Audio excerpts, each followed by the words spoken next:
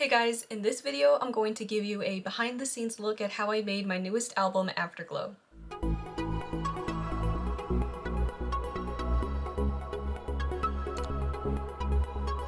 Firstly though, I want to thank everyone who has streamed the album on Bandcamp, SoundCloud, and YouTube. So far, the album has about 3,000 streams across all three platforms, which is absolutely insane. All of the likes and comments, thank you so much. I really appreciate it, and it's great to hear all of your feedback. And also, thank you so much to everyone who has bought the album. There is one more surprise I have planned, and you guys will hear about that soon.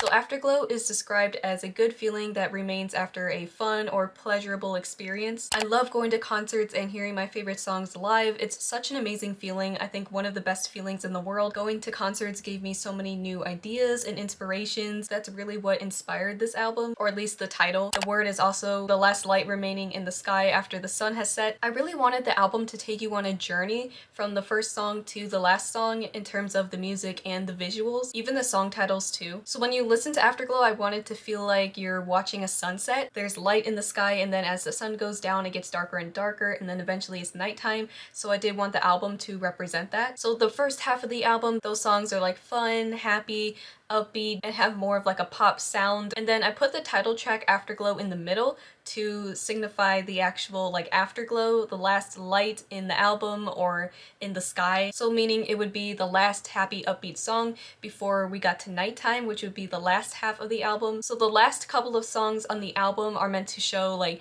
the sun actually going down and like things are getting darker, and the songs definitely follow that. So the songs I think are darker, a little bit more serious and moody and mysterious. And then the last song on the album is called In the Dark, which is kind of self-explanatory. It means now it's over, we're in the dark, it's nighttime.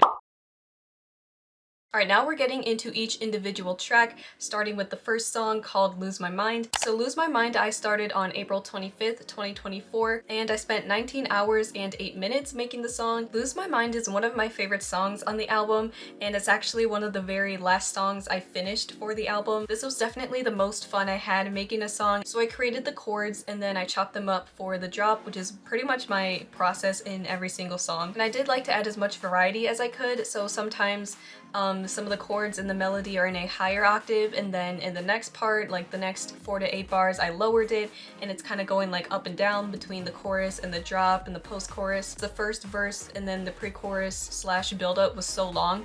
I didn't want to repeat that right after the second verse, and so I just cut that out and I went right into the drop from the second verse. The last final drop was also really fun to make because it is different from the other two. The final drop follows the melody of the vocal, and I just like doing something a little bit different at the end to give it a little bit of a switch up. But since I did have 2 drops, I did want the third one to be different just so it didn't feel too repetitive. Also, the main synth that you hear in the final drop, I did raise them an octave. I think it makes it sound a bit more bright and happy. Yeah, so I thought Lose My Mind was a really fun, hype, and energetic way to start off the album.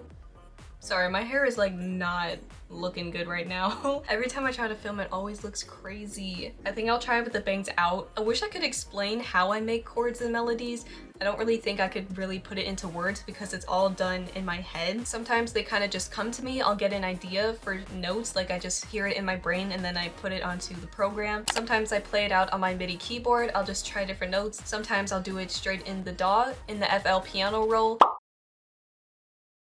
Next up is Here With Me. This song was created on May 24th, 2023, and this song took 13 hours and 43 minutes. This song went through so many changes. It was a hot mess for a really long time. It definitely has a wacky song structure, very uncommon and unconventional, I think, at least compared to the music I listen to. It's very offbeat. The main melody is very off and syncopated. Most of the chords in the melody actually start on the and beat or the offbeat. The melody bounces off of the drums really nicely because they aren't taking up the same space. There's room to breathe. Same thing for the bass line because it follows the chords. I don't even know how I came up with that because I usually don't do that. Usually everything is very in line and in place, but for this song I kind of just went a little crazy and tried things a little bit more offbeat and syncopated. I think it came out really nice and it was really fun to do. The actual song structure itself is kind of crazy too. This fake out section in the middle of the song, then there's a quick moment of silence, and then it goes into the chorus, and then the drop, and then there's like a true real bridge type of thing, and then it goes into the final drop. The bridge even has different chords than the rest of the song. It's not a normal structure I would usually follow, but I like doing something different this time around.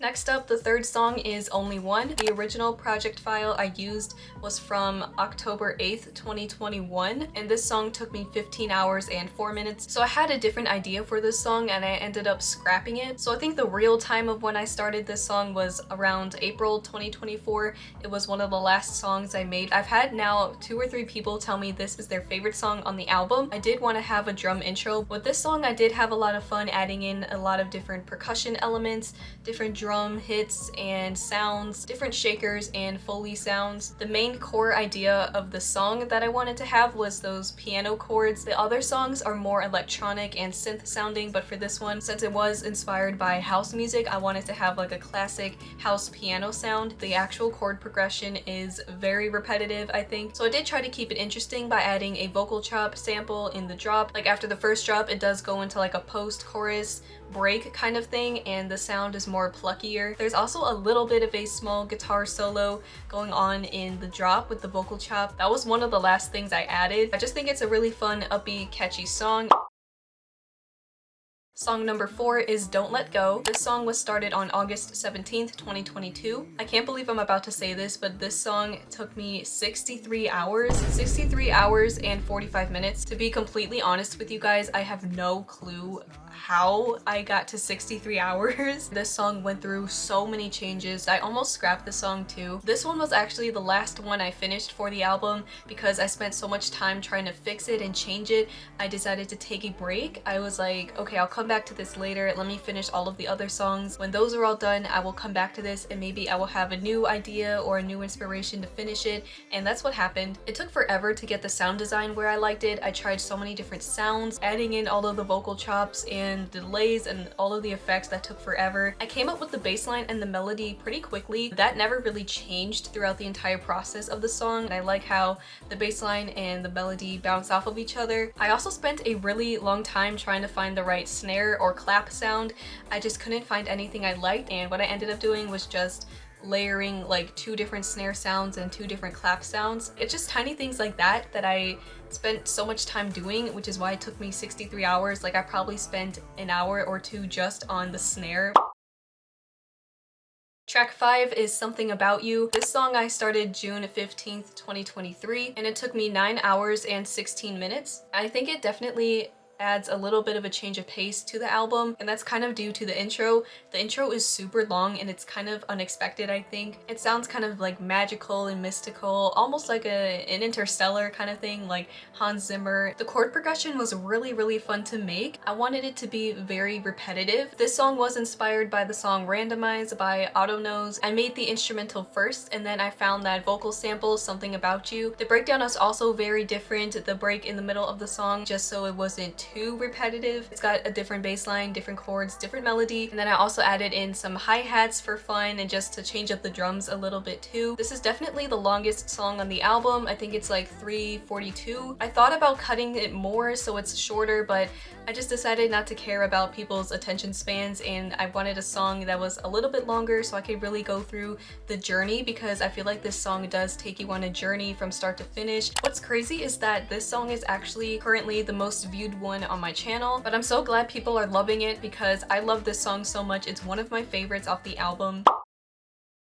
Track number 6, which is Afterglow. That is also the title track. I started Afterglow on February 21st, 2024, and it took me 16 hours and 53 minutes. Afterglow started with that short little melody that you hear that's like da da da da da da da da da da. That was the first thing that came into my head, and I basically made a song around that. I used a lot of different filters in this song, low pass filters. I really like how the second verse came out. That's why I used a low pass filter to get that more toned down, muted, softer sound with the chords. I had to put a low pass filter on each individual instrument. The way I did things, I probably made it harder for myself, but I did keep the bass line throughout. I think it helps to keep things a bit more groovy and interesting, especially since the first verse did not have the bass line. This is one of 2 songs on the entire album that have 2 different chord progressions. So the chord progression that you hear in the intro is different from the rest of the song. This is also the only song on the album without a vocal chop or a vocal sample. Overall, Afterglow is a really fun, upbeat, happy pop kind of song,